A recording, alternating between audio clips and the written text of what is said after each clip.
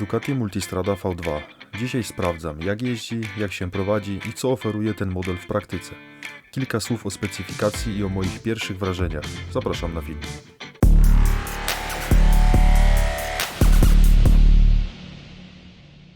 Witam wszystkich. Zobaczcie, czym będę dzisiaj jeździł. Multistrada V2S. Mam ją na jakiś czas wypożyczoną. I powiem wam szczerze, pierwszy raz mam styczność z Ducati. Nigdy wcześniej nie jeździłem żadnym Ducati. Także będą to moje pierwsze wrażenia z jazdy tym motocyklem. Tu jeszcze powiem wam szczerze, nie mam opanowane nic, ponieważ nie znam w ogóle tych systemów. Tak jak mówię, nie jeździłem Ducati nigdy. Tu mi tutaj troszeczkę kolega z salonu z Krakowa wytłumaczył takie podstawowe rzeczy. Także będę się uczył po drodze. Więc tak, jak wiecie, oglądając moje filmy, ja mam Tigera 900. To jest V2, więc w podobnej klasie. Tyle, że ja mam koło szprychowe 21 cali. Tutaj jest koło, już nawet nie patrzyłem, 19 chyba, czy 17. Pozycja za kierownicą, pierwsze wrażenie, pierwsze kilometry, pierwsze metry. Całkiem przyjemnie. Regulacja szyby bardzo fajna. Bardzo łatwo dostępna. Co pierwsze poczułem, to tak, twarde siedzenie. Przynajmniej tak na pierwszy rzut. Czuję tutaj ten drugi fotel. Fotel jest dzielony. Fotel od pasażera. Czuję, że to jest tak jakby oparcie. Czuję to na tyłku. Fajnie, przyjemnie. Wydaje mi się taki, w porównaniu do mojego, taki jakiś smukły. No jest to Ducati, wiecie co ma Ducati. Ducati ma we krwi sport. Więc wszystkie te motocykle są tak konstruowane, że wydawały dużą frajdę z jazdy.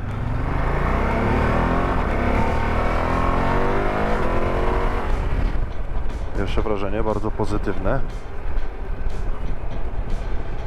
Kurde, czuję się tak, jakbym jeździł dużo mniejszym motocyklem w porównaniu do mojego Tigera.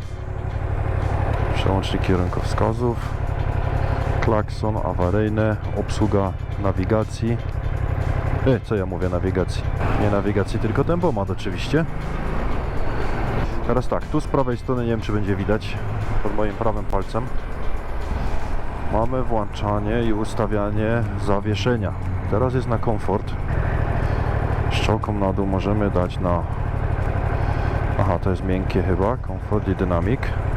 A jak damy w prawo, to mamy ustawienie 3. Jedziemy z pasażerem i z kuframi, czy tylko z kuframi, tylko z pasażerem, lub jadę sam. Oraz ustawienie automatyczne, czyli on sobie sam dostosowuje zawieszenie w czasie jazdy. Ten wyświetlacz strasznie malutki, czytelny jest, bo widzę wszystko na nim. Tutaj też jest gdzieś ustawienia różnych widoków, tylko już nie pamiętam gdzie.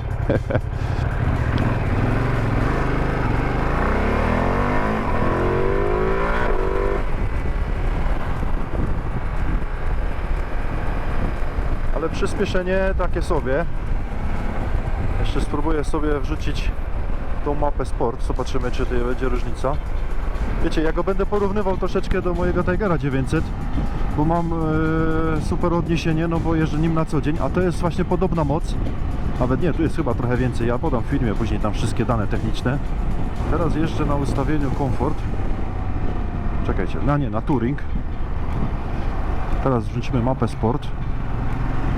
Aha, musimy odpuścić gaz na chwilę. O, dobra, jest mapa. Oj, widzicie? Niskich obrotów nie lubi. Na 4 przygazowałem mu. O, teraz ta, oj. No, ta mapa, od razu czuć różnicę. To już się dużo lepiej zbiera. Ale powiem wam, że zawiedziony jestem trochę tym przyspieszeniem. Zbiera się fajnie, ale wydaje mi się, że w moim tu mój się zbiera dużo lepiej. Co jest fajne, oryginalna szyba, ale tu w ogóle mi nie wieje w kask. Chociaż wiecie, tak jak z wolnych obrotów, na przykład mam teraz 4000, mam trójkę, a odkręcę mu, no to tak mu troszeczkę długo schodzi, zanim się zbierze. Słuchajcie, takie pierwsze wrażenie po kilku kilometrach. Taki zwinny, mały, fajny. Patrzcie, reaguje natychmiast na ruchy kierownicą. Nie ma za bardzo regulacji tu na fotelu, trochę przód, tył tylko. Tu zaraz jak cofam się do tyłu, to jest takie oparcie tego drugiego fotela, więc do tyłu już bardziej się nie da się już cofnąć. Ale pozycja fajna, wygodna. No czuć takie zacięcie sportowe.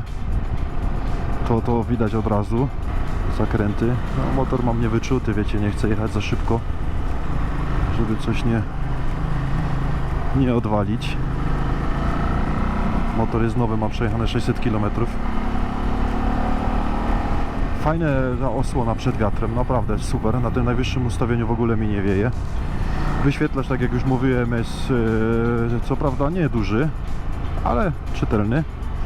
Tylko tak jak mówię, no ja jestem w ogóle nieobeznany tutaj z Ducati. Także musiałbym to troszeczkę poprzełączać, pobawić się. Silnik spoko, widać od razu, że lubię wysokie obroty, bo na przykład z dołu, teraz mamy trójkę, ale poczekajcie, wrzucę mu czwórkę, mam 50, o, ja mu daję gazu i on już w ogóle się cały trzęsie. Teraz mam 50, o, to już w ogóle, o bardzo, no to nie lubi, on musi mieć wyższy obrot, jak mu zbije na 4000 obrotów, no to już się zbiera fajnie. Także go trzeba trzymać na trochę wyższych obrotach. Quick shifter 3, 4, 5, no działa fajnie. Zbijamy w dół 4, 3. Quick shifter działa fajnie. Z niższych obrotów, jak mu przycisnę, o teraz na przykład mamy 3000 obrotów. O, no to trzeba dosyć długo czekać, on nie lubi dolnych obrotów, to widać od razu. Hamulce miodzio jednym palcem, ale trochę fotel jest taki twardy, nie wiem czemu. Pozycja stojąca też całkiem fajna, kurde, zaskakująco fajna. Widoczność w lusterkach bardzo dobra. Szerokość kierownicy myślę podobna jak w moim, tylko to Ducati jest takie smuklejsze, wiecie, takie jak tak się mi wydaje przynajmniej, nie? Takie wąskie, małe. Na sport, przód nisko, mniejsze koło z przodu, aluminiowe felgi, takie właśnie typowo na asfalt, taki sport, turystyka sportowa. Wiecie, nie mam tego uchwytu na nawigację i słucham tylko w kasku, mam połączony telefon i słucham tylko, jak mi ma mówić, gdzie mam skręcić. Mam nadzieję, że nie pobłądzę, bo ja tych terenów nie znam za bardzo. Spróbujemy na Touring, mapę silnika i z prawej strony mamy zawieszenie, damy na... Dobra, jest komfort i na auto. Dobra, spróbujemy jak teraz, zobaczymy jak się teraz jedzie. O, ogólnie jest twardy. No, tutaj czuć na tych dziurach, to ja. O, twardy jest, twardy. To widać, że to jest... O, trzęsie strasznie na takich dziurawych drogach. Jeśli chodzi o wygląd, no to słuchajcie, mi osobiście bardzo się podobają Ducati. Wiadomo, to jest kwestia gustu, ale te czerwone, te oczy z przodu piękne są, piękne. V2, V4, multistrady bardzo mi się podobają, ale mówię, o gustach się nie rozmawia, bo każdemu się podoba co innego. Ja mówię tylko o sobie.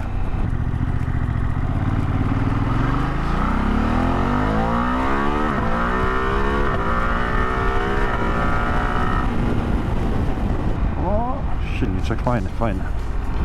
Wiecie co? I nie czuć w ogóle tej prędkości. W ogóle nie czuć tej prędkości. Ale wiecie, teraz jest ustawiony na komfort. Ale to jednak jest inny typ motocykla i on jest jednak, wiecie, twardy. Znaczy w sensie twardy, no wiadoma sprawa, nie? Chodzi mi o to, że to zawieszenie jest takie do jazdy po asfalcie, po zakrętach. Bardzo dobrze się trzyma. Mam okazję przejechać drogą remontowaną akurat. Zobaczymy jak on się zachowa na takiej drodze.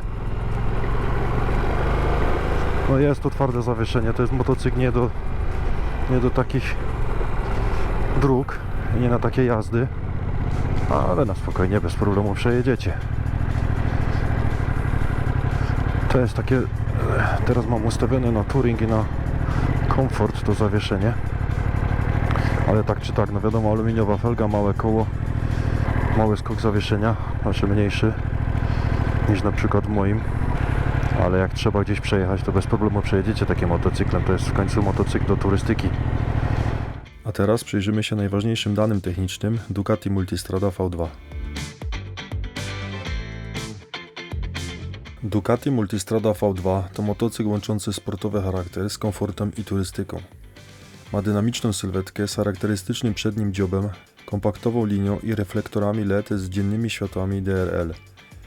Aerodynamiczne owiewki z regulowaną szybą i kanałami wentylacyjnymi zapewniającym dobrą ochronę przed wiatrem.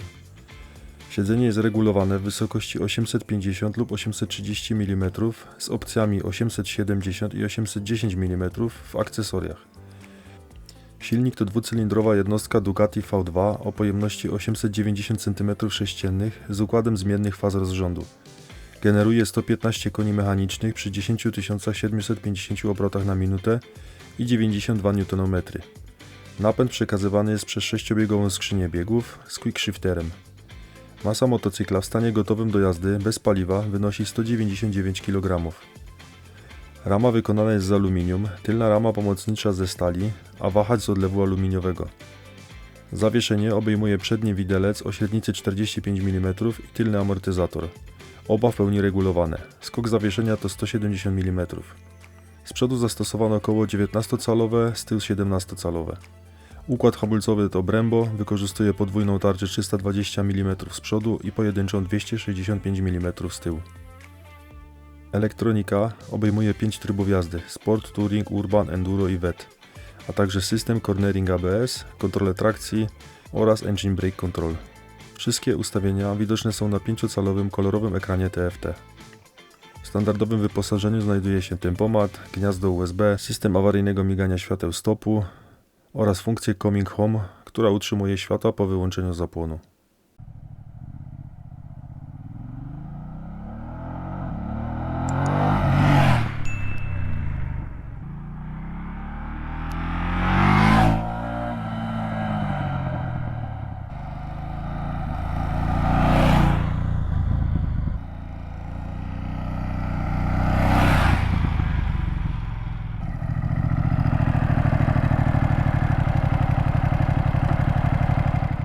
Kurde, strasznie mi się podoba, naprawdę.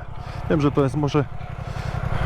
Znaczy, to jest kwestia gustu, nie? Wygląd, ale jest piękna. Ta Multistrada jest piękna. Te oczy...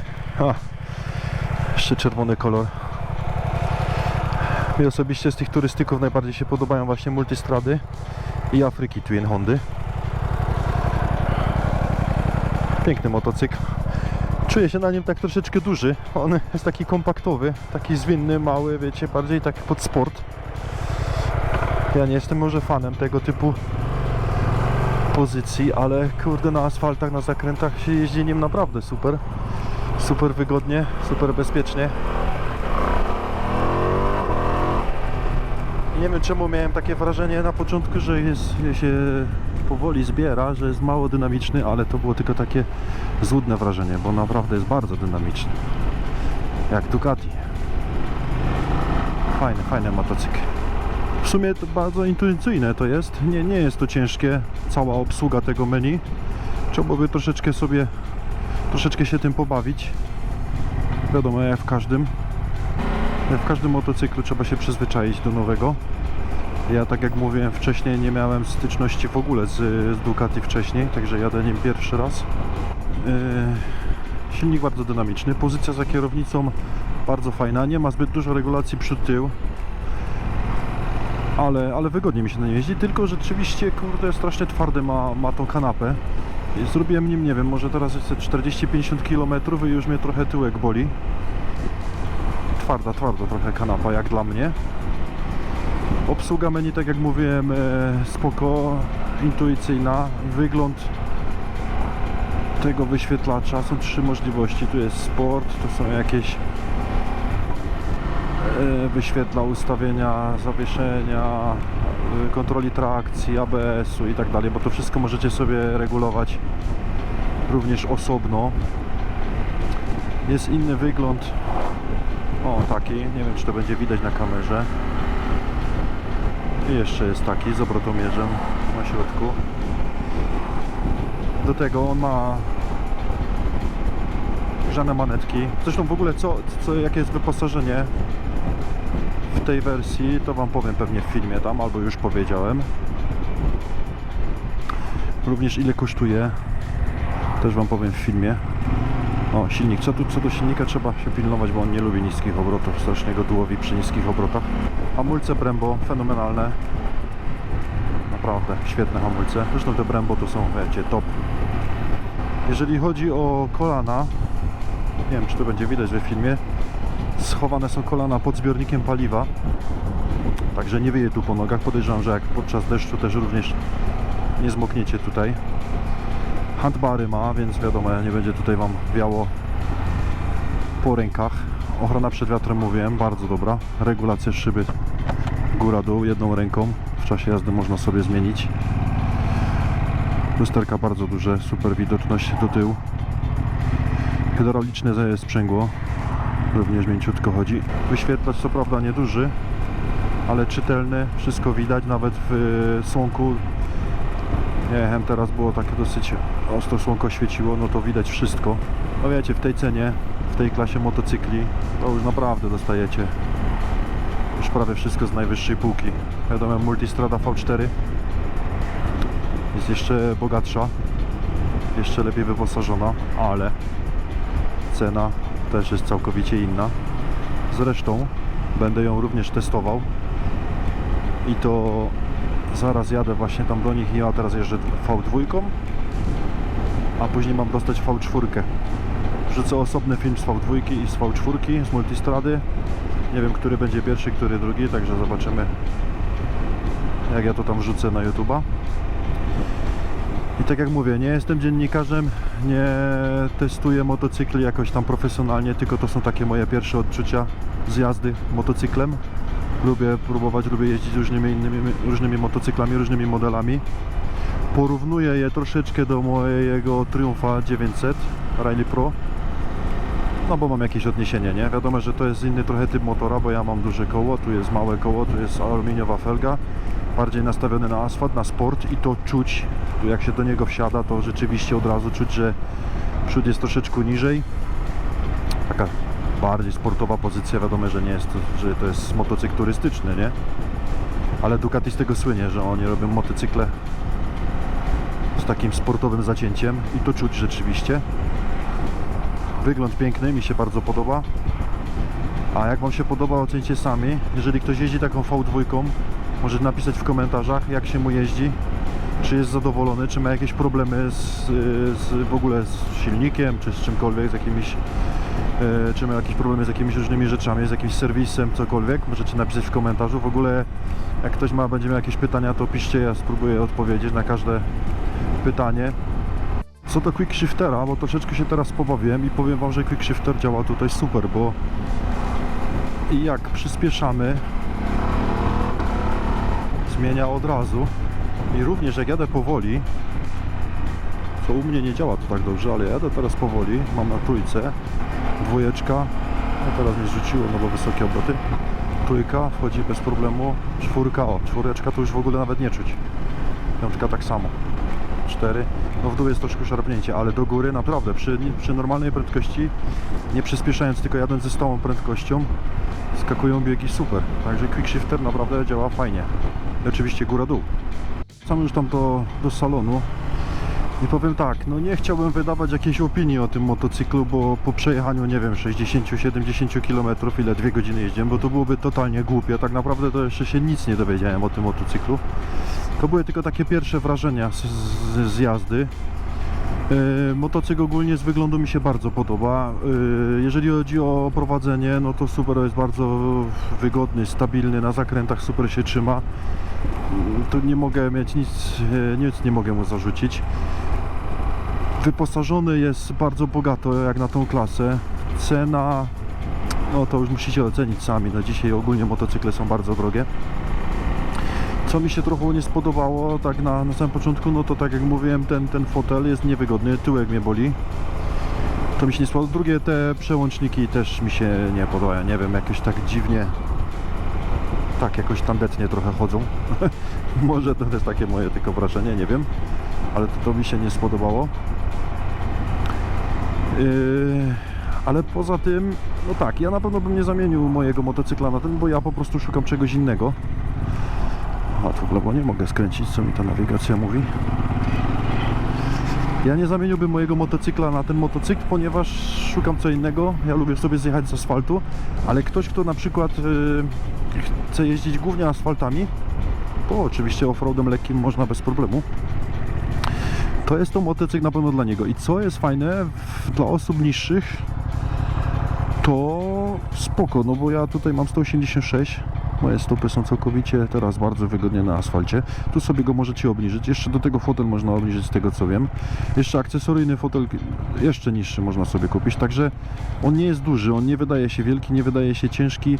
Myślę, że dla kobiet, czy dla nawet facetów, którzy są, no, nie mają tam powiedzmy 2 metry wzrostu 190, tylko są niżsi, to ten motocykl będzie idealny dla nich. Naprawdę, naprawdę. Ja się na nim troszeczkę czuję taki duży. Chociaż, ja wiem, wygodniej mi się nim jeździ, ale jest taki zwinny, mały, fajny. No taki właśnie na sport, bardziej na sport, sportową turystykę, no nie? Fajny, fajny, bardzo pozytywnie jestem zaskoczony, ale tak jak mówię, to nie jest motocykl dla mnie. Każdy, kto jest zainteresowany takim, no to musi sobie podjechać do salonu i najlepiej się nim przejechać, a ja już właśnie dojeżdżam. No i może 2 słowa tutaj, Ducati Kraków. Dziękuję bardzo za użyczenie, a Was zapraszam do lajkowania i do zobaczenia już niedługo. Na razie, cześć. Dotrwałeś do końca, no to po co się tak szybko rozstawać? Zobacz na jakiś film, który jest wyświetlany obok, zasubskrybuj kanał. Po co masz mnie potem szukać po całym YouTubie jak zaginione skarpetki?